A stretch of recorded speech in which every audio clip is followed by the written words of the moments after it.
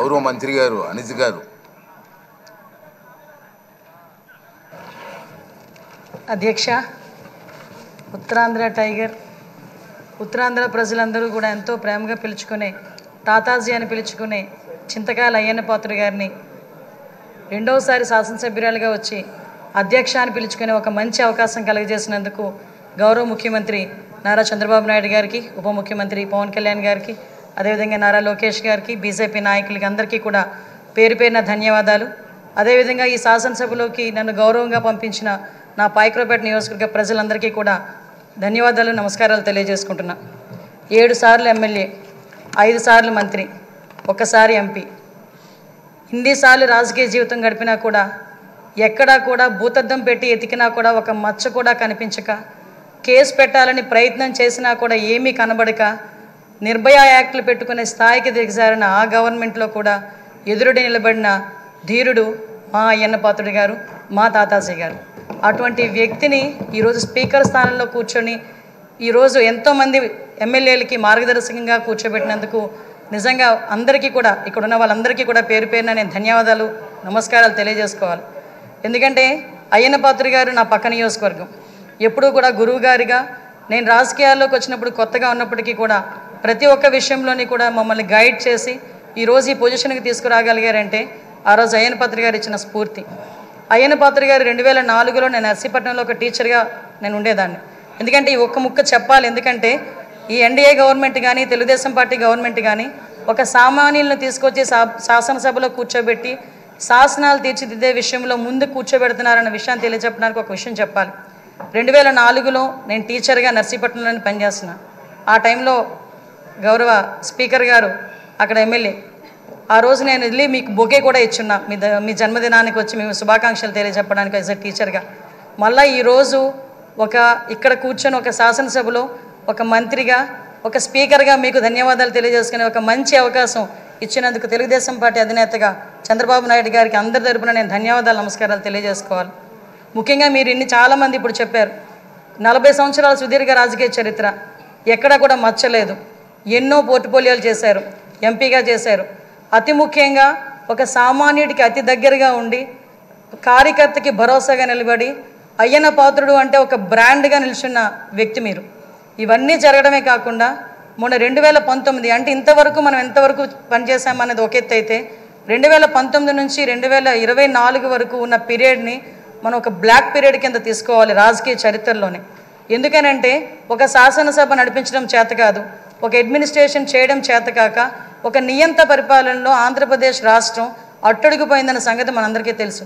చాలా సందర్భాల్లో తమరితో కూర్చునేటప్పుడు కూడా నేను ఇన్ని సంవత్సరాలు రాజకీయంలో ఉన్నాను కానీ ఇలాంటి ముఖ్యమంత్రిని చూడలేదు అని ఒక్కొక్క సందర్భంలో మీరు మీ భాషలో చెప్పిన సందర్భాన్ని కూడా ఇక్కడ గుర్తు చేసుకోవాలి. ఎందుకనంటే ఇన్ని సందర్భాలు ఒక ఎత్తు అయితే ఈ 5 సంవత్సరాలు మీరు ఎదుర్కొన్న సమస్యలు, నేను ఈ ఒక్క విషయంలోని కూడా మీ కుటుంబ సభ్యుల్ని కూడా నేను అప్రిషియేట్ చేయాలి సార్. ఎందుకంటే 40 సంవత్సరాల రాజకీయ చరిత్రలో మీరు ఎక్కడా కూడా ఒక మచ్చ లేకుండా మీ రాజకీయ ప్రస్థానం మీరు వెళ్తున్నారంటే అక్కడ మీ సతీమణిగా ఉన్న పద్మావతమ్మ కానీ, మీ కుమారులుగా ఉన్న విజయ్ రాజేష్ గారు కూడా, మా కుటుంబ సభ్యులందరూ కూడా మీకు సపోర్టివ్గా నిలబడ్డాం. లాస్ట్ 5 ఇయర్స్లో మనం చూసుకుంటే విజయ్, రాజేష్, అమ్మ ఈ ముగ్గురు కూడా ఎంతో బాధపడ్డారు. రాజకీయంలో ఉన్నందుకు మనం బాధపడడం, మనం ఆ ప్రాబ్లం ఫేస్ చేయడం అనేది ఒక ఎత్తు అయితే ఎక్కడా కూడా తొనకకుండా వెనకకుండా మీకు సపోర్ట్ చేయటం.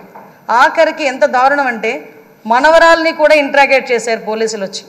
చిన్న పిల్ల 3 సంవత్సరాల పిల్లని కూడా ఇంట్రాగేట్ చేసి ఆ అమ్మాయిని కూడా భయకంపితులను చేశారు. అటువంటి సిచ్యువేషన్లో కూడా ఎక్కడ కూడా కదలలేదు. ఒక చిన్న 6 అడుగుల దూరం అని చూపించి గోడను కోల్చడానికి వందలాది మంది పోలీసులు మీ ఇంటి చుట్టుపక్కల పెట్టినా, సార్ ఎక్కడికైనా వెళ్ళండి, జైల్లో పెడితే మళ్ళీ ఇబ్బందులు పడతారేమో అంటే, వస్తే అరెస్ట్ చేయనేమ్మా, ఏం చేస్తారు మహా అయితే, చచ్చేటప్పుడు కూడా అదే జెండాతో చచ్చిపోతాను తప్పించి ఏ రోజు కూడా జెండా మార్చకుండా నేను నిలబడతాను, అది నా రాజకీయ నైజం అని గర్వంగా చెప్పిన వ్యక్తి మా అయ్యన్న పాత్రుడు గారు. అటువంటి వ్యక్తి ఈరోజు సభా స్పీకర్ స్థానంలో ఉండటం నిజంగా మా అదృష్టంగా నేను భావిస్తున్నా. అదేవిధంగా ఈరోజు ఏదైతే ఇందాక మన నాయకులందరూ కూడా చెప్పున్నారు, లాస్ట్ 5 సంవత్సరాల్లో పరిస్థితి ఎలా ఉందంటే, ఇంకొక విషయం ఇక్కడ చెప్పాలి సార్. ఎందుకంటే ఈరోజు ఒక బీసీ నాయకుడిని, ఒక 40 సంవత్సరాల సుదీర్ఘ అనుభవం రాజకీయ అనుభవం ఉన్న ఒక నాయకుడిని సరైన పొజిషన్లో సరైన మనిషిని సరైన పొజిషన్లో కూర్చోబెట్టేటప్పుడు ప్రతిపక్ష హోదాలో ఉన్నవారు, ప్రతిపక్ష హోదా కూడా కాదు, మినిమం మా పార్టీ ఎమ్మెల్యేలు ఇక్కడికి వచ్చి పార్టీ సభ్యుల కింద మిమ్మల్ని కూర్చోబెట్టడం ఒక సంప్రదాయం. సాంప్రదాయాలకు విలువిచ్చే ఒక పార్టీగా, సాంప్రదాయాలు విలువిచ్చే అధికార పక్షంగా నిన్న కూడా ప్రమాణ స్వీకారాలు చేసేటప్పుడు 11 మందిలో ఒక ఎమ్మెల్యే మాత్రమే జగన్మోహన్ రెడ్డి అన్న వ్యక్తి, అతనికి ప్రతిపక్ష హోదా లేదు. అలాంటి వ్యక్తిని కూడా సీరియల్ ప్రకారమో ఆల్ఫాబెట్ ప్రకారమో పిలవకుండా ఒక గౌరవ మాజీ ముఖ్యమంత్రి అన్న ఒక హోదాలో మనం పిలిపించి మినిస్టర్స్ తర్వాత అతను ప్రమాణ స్వీకారం చేసే అవకాశం ఇచ్చాం. అది మన గౌరవం, మన సంప్రదాయం. అది కాకుండా ఈరోజు అటువంటి సంప్రదాయం ఎందుకు వాళ్ళు రిసీవ్ చేసుకోలేకపోతున్నారు? ఈరోజు ఒక బీసీ నాయకుడు, ఆయన రాకపోతే పోయాడు, ఆయన పులివెందులు వెళ్తాడు, ఎక్కడికి వెళ్తాడు. మిగతా సభ్యులను కూడా పిలిపించి కూర్చోబెట్టి మిమ్మల్ని ఆ స్థానంలో కూర్చోబెట్టని పిలిపించుంటే ఎంత గౌరవంగా ఉండేది. అంటే వాళ్ళకి గౌరవం ఇచ్చి పుచ్చుకోవడం కూడా చేత కాదన్న సంగతి ఈ ఒక్క సభ మొదటి రోజే మనందరికీ కూడా అర్థమైంది. నేను ఒకటే అప్పీల్ చేస్తున్నాను సార్, ఈ సభలో ఇంతకుముందు జరిగిన అవమానాలు కానీ, ఏ ఆడపిల్లకి కూడా ఇంతకుముందు జరిగిన అవమానాలు కానీ, ఏ ఒక్కరికి కూడా, ఆడపిల్లలకే కాదు ఇక్కడ శాసన సభ్యులకి కూడా ఎక్కడ కూడా ఎటువంటి అవమానాలు జరగకుండా చూసుకునే బాధ్యత. ఎందుకంటే నాయకుడిగా 40 సంవత్సరాల సుదీర్ఘ అనుభవం చంద్రబాబు నాయుడు గారి కంట కన్నీరు చూసింది ఈ అసెంబ్లీని. అటువంటి ఈ అసెంబ్లీలో ఆ రోజు కౌరవ సభగా ఉన్న అసెంబ్లీలోకి మళ్ళా గౌరవ సభగా వస్తానని చెప్పి ప్రమాణం చేసి ఇంతమంది సభ్యుల్లో గౌరవంగా మమ్మల్ని కూడా తీసుకొచ్చినందుకు ప్రత్యేకంగా ఆంధ్రప్రదేశ్ రాష్ట్ర ప్రజలందరికీ కూడా ధన్యవాదాలు తెలియజేసుకోవాలి. ఎందుకంటే 175 మంది అంటే ఒకటి మాత్రం చెప్పాలంటే 5 కోట్ల ఆంధ్రప్రదేశ్ ప్రజల్లో 175 మందికే వస్తుంది అధ్యక్ష అని పిలిచే పలుకు. ఒకే ఒకరికి వస్తుంది అధ్యక్ష అని పిలిపించుకునే ఒక వర్డ్. అది మీరవ్వటం నిజంగా మా అదృష్టం, ఉత్తరాంధ్ర ప్రజలు చేసుకున్న అదృష్టంగా నేను భావిస్తున్నా. అటువంటి ఉత్తరాంధ్ర నుంచి వచ్చిన మీరు ఈరోజు ఇందాక పెద్దలు గౌరవనీయులందరూ చెప్పినట్టుగా ఉత్తరాంధ్ర ప్రజలకే కాదు ఆంధ్రప్రదేశ్ రాష్ట్ర ప్రజలకి, అదేవిధంగా భారతదేశంలోని స్పీకర్లందరికీ కూడా ఆదర్శప్రాయంగా ఉంటారని నేను మనస్ఫూర్తిగా నమ్ముతున్నా. మీకు ఆ బ్యాలెన్సింగ్ ఉంది సార్. చాలామంది ఏమనుకుంటారంటే మనం స్పీడ్ అవుతామేమో అనుకుంటారు, కానీ మీకు ఆ బ్యాలెన్సింగ్ ఉందన్న సంగతి నాకు తెలుసు. ఎందుకంటే మిమ్మల్ని అతి దగ్గరగా, మీ కుటుంబ సభ్యురాలుగా నన్ను ఎప్పుడు కూడా ఒక కూతురుగా చూసుకుంటారు. అమ్మ కూడా ఎప్పుడు కూడా మమ్మల్ని అందరినీ కూడా ఆదరిస్తారు. మీకు ఇంకొక విషయం చెప్పి ముగిస్తాను సార్. నేను లాస్ట్ టైం గవర్నమెంట్లో ఏదైతే ఆడపిల్లల మీద ట్రోలింగ్ కానీ, సోషల్ మీడియాలో ట్రోలింగ్స్ కానీ, అదేవిధంగా వ్యక్తిగతంగా మాట్లాడడం కానీ, మీరే కాదండి అక్కడున్న చాలామంది అండి సోషల్ మీడియాలో బాధలు పడ్డాం. బయటకు వస్తే నోటుకు వచ్చినట్టు తిట్టారు. మీతో పాటు మాకు కూడా 23 కేసులు ఇంచుమించుగా కేసులు పరంపర నడుస్తుంది. మీరు నేను కలిపి ఉన్న కేసులు చాలా ఉన్నాయి, ఇంచుమించు 4-5 కేసులు ఉన్నాయి.